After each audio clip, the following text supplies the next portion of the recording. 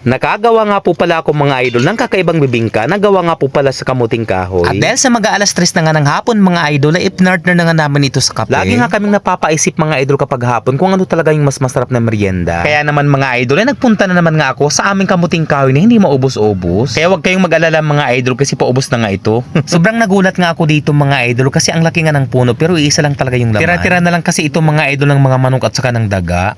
Grabe yung laki guys. Grabe yung laki. Ayan oh. Ang laki. Wow.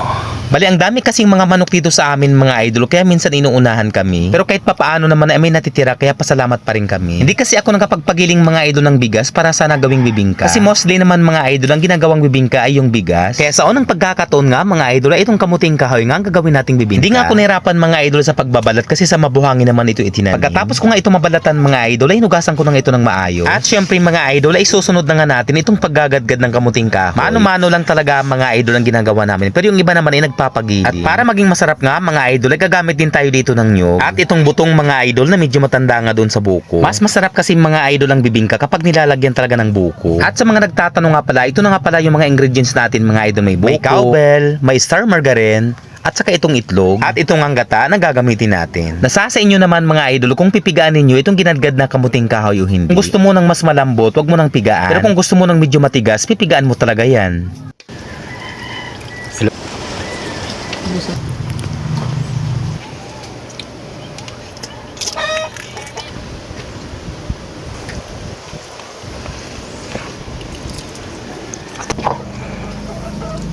Dahil sa okay na nga ang lahat mga idol, sunod nang ginawa ko nga yung pagdadangdang ng dahon. Ito kasi mga idol yung lalagyan natin ng bibingka. So napakasimple lang naman mga idol yung paraan ng pagluluto. Pagpapainit ka lang naman ng kawali at ilalagay na nga sa dahon ang gagawin nating bibingka. Gagawa ka lang naman ng medyo bilog at tatakpan na nga ito ng dahon. At para mas madaling maluto nga ay tatakpan pa natin ito ng takip ng kawali. After ng ilang minuto ay ito na nga yung kanyang magiging itsura. Para masiguradong luto na nga ito mga idol ay kailangan pa natin itong baliktarin.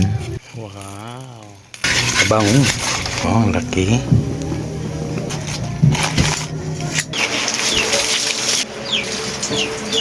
So ayan mga idol, lutong-luto na itong bibingkang kamuting kahoy. Grabe, first time ko talaga itong matikman mga idol. Bagay na bagay din pala i-partner sa kape. Lalo na't napaka-espesyal mga idol kasi ang dami nga nitong mga sangkap. Medyo malambot nga lang ito ng kunti mga idol kasi hindi ko na nga ito pinigaan. Hanggang dito na lamang po mga idol ng video natin. Marami pong salamat sa inyong suporta. Sa mga kababayan kong maray sa buong Pilipinas, maraming salamat po sa inyong suporta mga idol. At syempre sa mga followers natin sa iba't ibang dako ng Pilipinas, maging sa ibang bansa, maraming salamat po sa inyong lahat mga idol. Bukas ulit, next na vlog natin mga idol ay adventures.